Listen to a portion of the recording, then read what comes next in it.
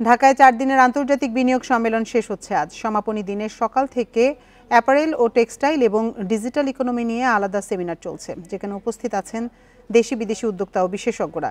বিনিয়োগ সম্মেলনের মাধ্যমে দেশি বিদেশি উদ্যোক্তাদের কাছ থেকে বিনিয়োগ প্রতিশ্রুতি পাওয়া গেছে। দেশের বেসরকারি খাতের উদ্যোক্তাদের সাথে বিনিয়োগ চুক্তিও করেছে বিদেশি অনেক প্রতিষ্ঠান। এছাড়া এই বিনিয়োগ সম্মেলনে নতুন কর্মসংস্থানের পথ খুলেছে বলে জানিয়েছে বাংলাদেশ বিনিয়োগ উন্নয়ন কর্তৃপক্ষ বিটা। এছাড়া ব্যবসা সম্প্রসারণ ও নতুন বিনিয়োগের আগ্রহ দেখিয়েছে 3টি আন্তর্জাতিক প্রতিষ্ঠান। এর মধ্যে চীনের হান্ডা পোশাক খাতে 150 মিলিয়ন মার্কিন ডলার বিনিয়োগের প্রতিশ্রুতি দিয়েছে। বিকেল 3:30টায় আনুষ্ঠানিক সংবাদ সম্মেলনে বিস্তারিত তুলে ধরবে বিটা।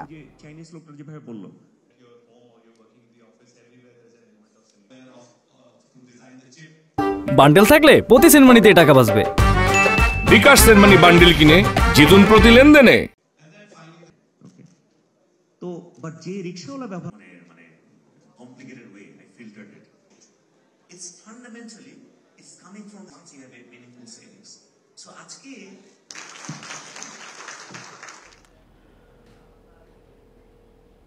এ নিয়ে আলোচনাতে হোটেল ইন্টারকন্টিনেন্টাল থেকে আমাদের সাথে যোগ দিচ্ছেন সহকর্মী ইকরামুল কবির। ইকরাম, বিনিয়োগ সম্মেলনের শেষ দিনে আজ কি কি কর্মসূচি রয়েছে আমাদের জানাবেন বিস্তারিত।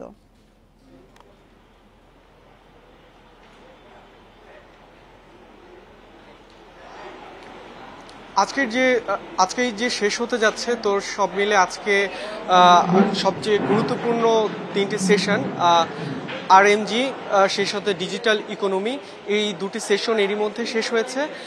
এখন যেটি শুরু হচ্ছে সেটি হচ্ছে এগ্রিকালচার নিয়ে। তো সব মিলে আজকে যে 3টি সেশন রয়েছে, 3টি আসলে আমাদের দেশের অর্থনীতির জন্য খুবই গুরুত্বপূর্ণ। কিছুক্ষণ আগে আমরা ছিলাম যে ডিজিটাল ইকোনমির যে সেশনটিতে, তো সেখানে আমরা দেখেছি যে বাংলাদেশের সম্ভাবনাময় যে সকল খাত রয়েছে আইসিটির, সেই বিষয়গুলো নিয়ে আলোচনা করা হয়েছে। এর মধ্যে সেমিকন্ডাক্টর ইন্ডাস্ট্রির উপর বিশেষ গুরুত্ব আরোপ করা হয়েছে। আমরা দেখেছি এই সেমিকন্ডাক্টর ইন্ডাস্ট্রি নিয়ে একটি প্রতিষ্ঠানই আসলে বাংলাদেশে কাজ করেছে।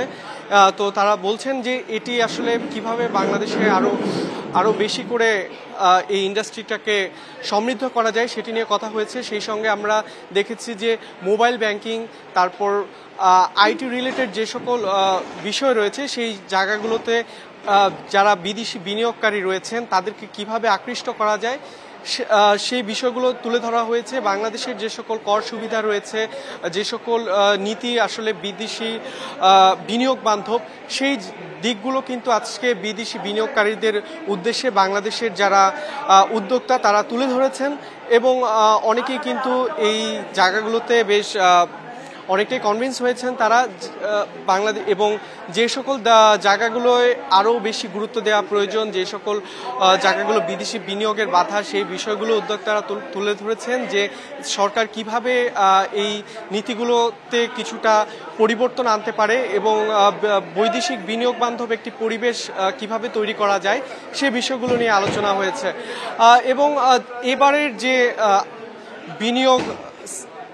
বিনিয়োগ সম্মেলন সেটি কিন্তু অন্যান্য বারের তুলনায় অনেকটাই আলাদা, কারণ যেহেতু এবার একটি নতুন সরকার এসেছে এতদিন পর, এবং বিশেষ করে এবার ডক্টর মোহাম্মদ ইউনূসকে কেন্দ্র করে কিন্তু বিনিয়োগের প্রতি বা বাংলাদেশি বিনিয়োগের প্রতি যে বিদেশি বিনিয়োগকারী রয়েছেন তাদের যে আকর্ষণ সেটি কিন্তু মানে চমকপ্রদ বলা চলে।